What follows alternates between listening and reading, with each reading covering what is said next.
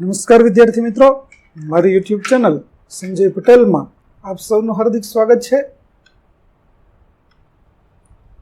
મિત્રો, આજના વિડીયોની અંદર આપણે ધોરણ 6 વિષય છે વિજ્ઞાન એટલે કે કુતૂહલ, જે નવું પાઠ્યપુસ્તક છે તેના પાઠ 3 ની અંદર જેનું નામ છે ઉચિત આહાર સ્વસ્થ શરીરનો માર્ગ, તેની પાઠ સમજૂતી અને તેમાં આવતા પ્રશ્ન જવાબો છે તેના વિશે શીખવાના છીએ.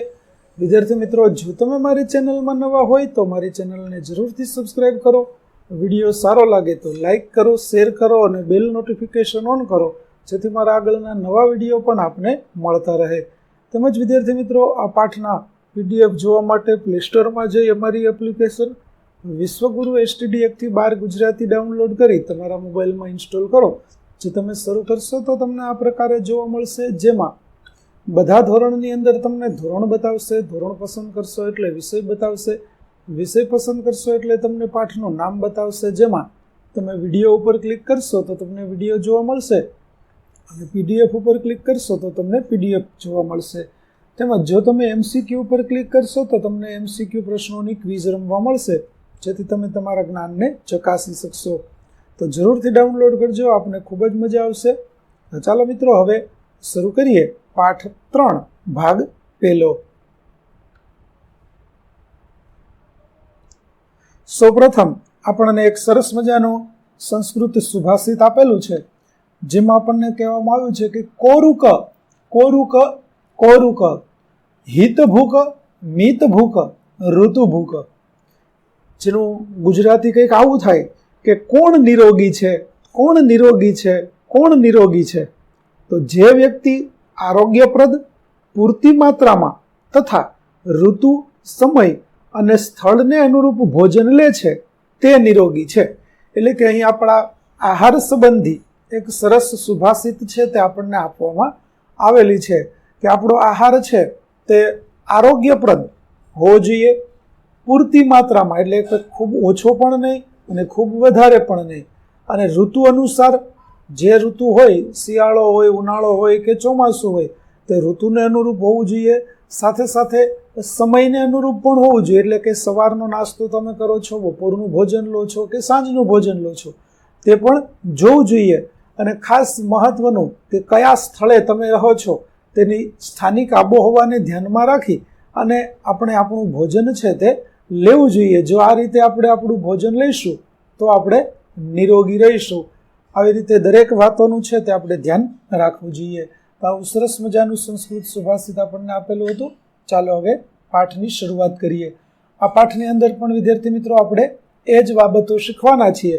જુઓ, અહીં પણ ફરી પાછો સુવિચાર આપેલો છે કે અન્નેન જાતાની જીવંતી, જે તૈત્તરીય ઉપનિષદમાંથી આ લેવામાં આવેલો છે કે આહાર સજીવોને જીવન આપે છે. આ સુભાષિતનો અર્થ એવો છે, અન્નેન જાતાની જીવંતી, એટલે કે અન્ન છે, આહાર છે, તે સજીવોને જીવન આપે છે. તો ચાલો હવે આપણે સમજીએ કે આહાર આપણને કેવી રીતે જીવન આપે છે. તો મેદુ અને મિષ્ટી દરરોજ શાળાના નોટિસ બોર્ડ પર લખેલો આજનો વિચાર વાંચે છે. આજનો વિચાર અન્નેન જાતાની જીવંતી વાંચીને તેમને જિજ્ઞાસા થાય છે, અને એટલા માટે મિષ્ટી મેદુને કહે છે કે આ એક સંસ્કૃત સુભાષિત છે જેનો અર્થ થાય છે આહાર સજીવોને જીવન આપે છે. તો ચાલો આ સુભાષિતનું મહત્વ સમજવાનો પ્રયત્ન કરીએ. એટલે કે આ પાઠની અંદર આપણે આહાર આપણા શરીરને, આપણા જીવનને ટકાવી રાખવામાં કેવી રીતે મદદરૂપ થાય છે તેના વિશેની સમજૂતી આપણે મેળવવાના છીએ. તો ચાલો આપણે શરૂઆત કરીએ. ચાલો, સૌ પ્રથમ આપણને 3.1 આપણે શું ખાઈએ છીએ, વોટ ડુ વી ઈટ. તો ચાલો નોંધ કરીએ. આપણે બધા દરરોજ ખોરાક ખાઈએ છીએ અને ખોરાક એ આપણા રોજિંદા જીવનનો આવશ્યક ઘટક છે. તો ચાલો કોષ્ટક 3.1 ની અંદર તમે આ અઠવાડિયામાં જે ખાદ્ય પદાર્થોનું સેવન કર્યું છે તેની તમારે યાદી બનાવવાની છે.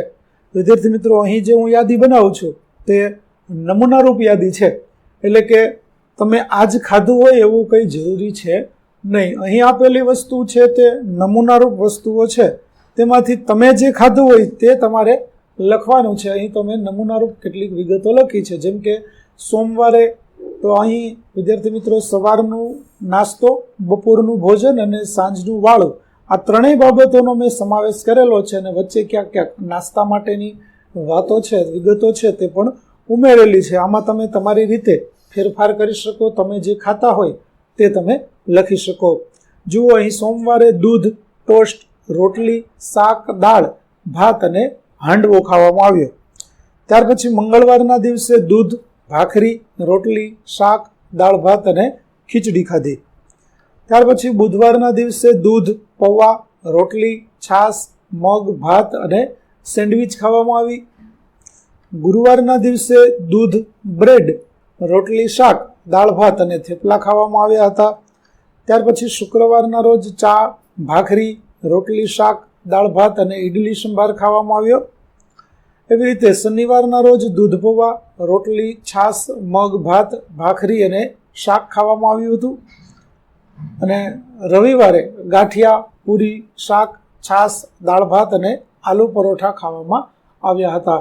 તો આ કોષ્ટક વિદ્યાર્થી મિત્રો મેં નમૂનારૂપ એટલે કે મારી જે ભોજનની પદ્ધતિ છે તેના આધારે લખેલું છે. તમે તમારી ભોજનના વિગતો છે તેની અહીં નોંધ કરી શકો. તમે જે ખાતા હોય તે વિશે તમારે અહીં લખવાનું છે. ચાલો હવે કોષ્ટક 3.1 એકત્રિત કરેલી માહિતીમાંથી તમે તમારા ખોરાક વિશે શું અવલોકન કરો છો? શું તમે દરરોજ ભોજનમાં એક જ પ્રકારનો ખોરાક લો છો કે તમારી પસંદગી બદલાય છે? તો વિદ્યાર્થી મિત્રો, આપણે જે યાદી જોઈ તેમાં તમે જોયું હશે કે અમુક બાબતો છે તે સમાન હતી. જેમ કે રોટલી, તો રોટલી છે તે આપણા ભોજનની અંદર દરરોજ હોય છે. દૂધ છે તે પણ સમાન હતું, દૂધ પણ આપણે દરરોજ ખાતા હોઈએ છીએ. પરંતુ અમુક બાબતો, દાખલા તરીકે શાક છે, તો આપણે દરરોજ અલગ અલગ શાક ખાતા હોઈએ છીએ, તેમાં કંઈ આપણે સમાન કાયમ એક જ શાક ખાતા નથી. તો એવી રીતે આપણી ભોજનની પસંદગીઓ છે તે બદલાતી રહે છે. આપણને દરરોજ એકનો એક ખોરાક ભાવતો નથી. સવારનો ખોરાક પણ જુદો હોય છે, બપોરનું ભોજન પણ જુદું હોય છે, સાંજનું ભોજન પણ જુદું હોય છે. તો આવી રીતે આપણે અલગ અલગ સમયે અલગ અલગ ભોજન લેતા હોઈએ છીએ. તો તમારા મિત્રો દ્વારા તૈયાર કરવામાં આવેલી યાદી સાથે તમારી યાદીની સરખામણી કરો. તમારા અને તમારા મિત્રો દ્વારા લેવામાં આવતા ખોરાકમાં સમાનતા અને તફાવત શોધો. તમને શું જોવા મળ્યું? તમારા તારણોની નોંધ તમારે નોટબુકમાં કરો. તો વિદ્યાર્થી મિત્રો, સમાનતામાં મેં કહ્યું તેમ કે દરેકના ખોરાકની અંદર આપણને રોટલી જોવા મળશે, તો રોટલી છે તે સમાનતા હશે. દૂધ જોવા મળશે તો તે સમાનતા હશે. ઘણી જગ્યાએ ભાખરી છે તે પણ સમાન હશે.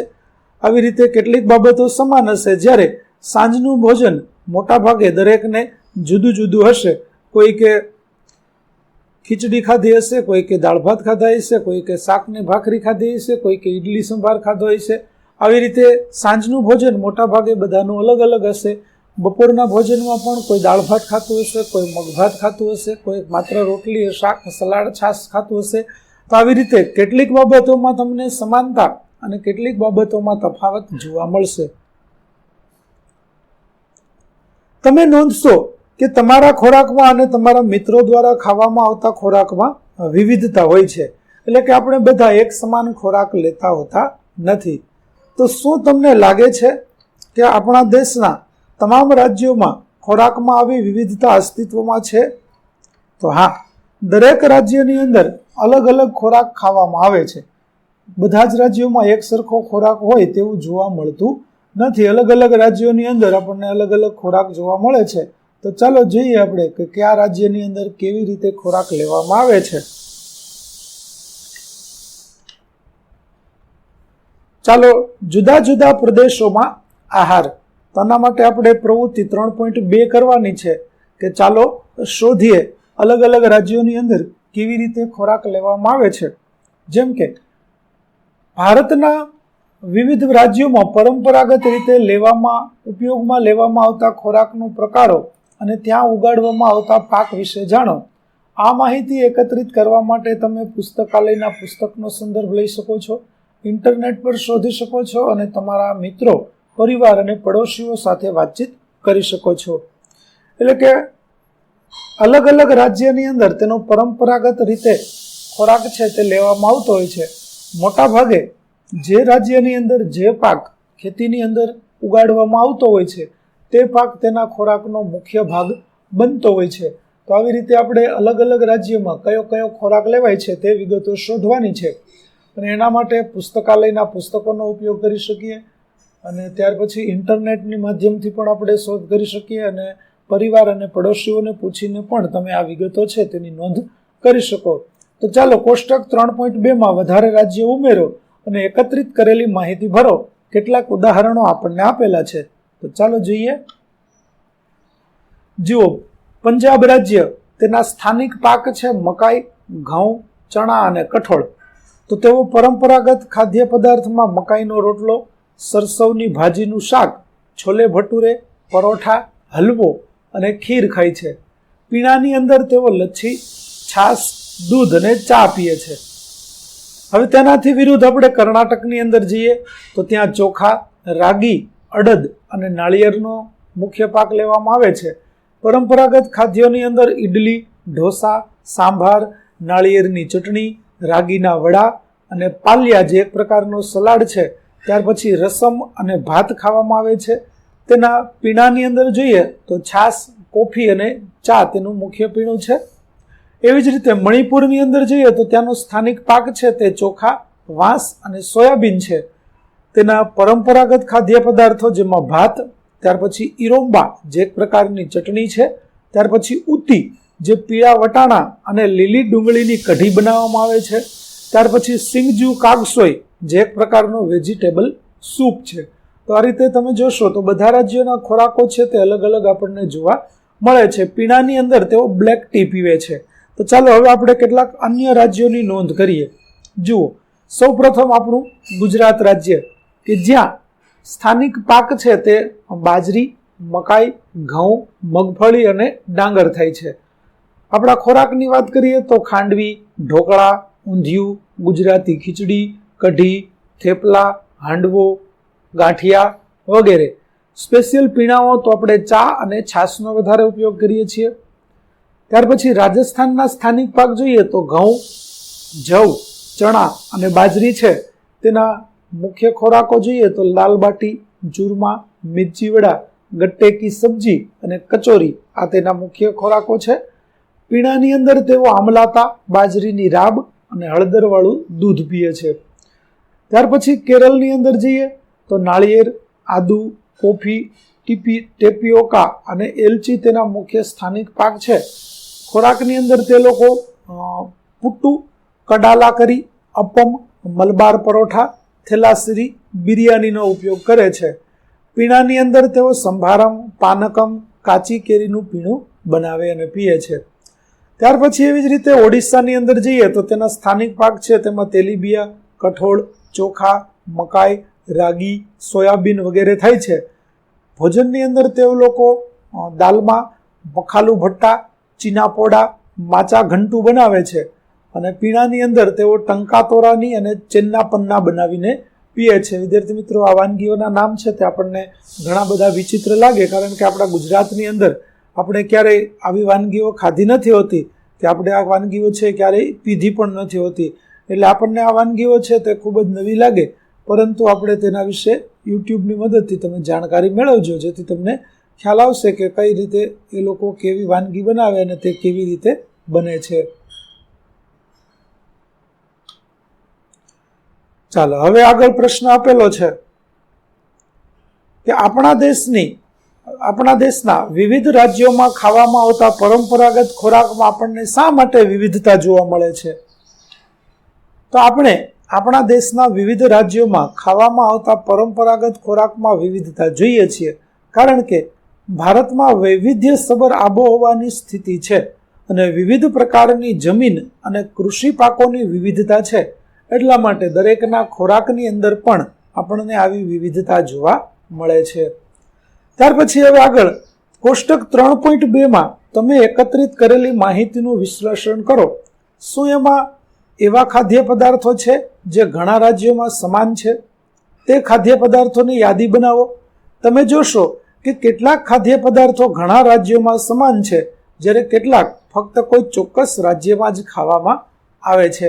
એટલે કે અમુક બાબતો છે તે અમુક રાજ્યોમાં ખવાય છે. જેમ કે આપણે પરોઠા અને રોટલીની વાત કરીએ તો તેમાં પાકની અંદર જોઈએ તો ઘઉંમાંથી બને છે મોટા ભાગે. તો પંજાબ છે, રાજસ્થાન છે, ગુજરાત છે, તેની અંદર વધારે પ્રમાણમાં આ ઘઉંની વાનગીઓ આપણે બનાવીએ અને ખાઈએ છીએ. એવી જ રીતે તમે કેરળ, કર્ણાટકમાં જશો તો ત્યાં લોકો નાળિયેરમાંથી બનતી વાનગીઓ છે, અડદમાંથી બનતી વાનગીઓ છે, તેનો વધારે પ્રમાણમાં ઉપયોગ કરે છે. આવી રીતે ચોક્કસ વિસ્તારની અંદર ચોક્કસ વસ્તુઓ ખાવામાં આવે છે, જ્યારે કેટલીક બાબતો છે તે દરેક જગ્યાએ આપણને સમાન જોવા મળે છે.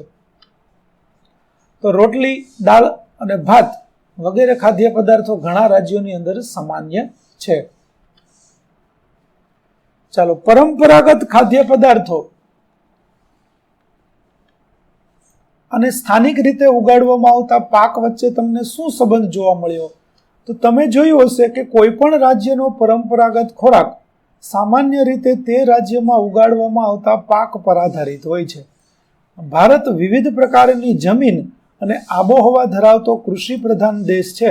જમીનના પ્રકાર અને આબોહવાની પરિસ્થિતિને આધારે વિવિધ પ્રકારમાં વિવિધ પાક ઉગાડવામાં આવે છે.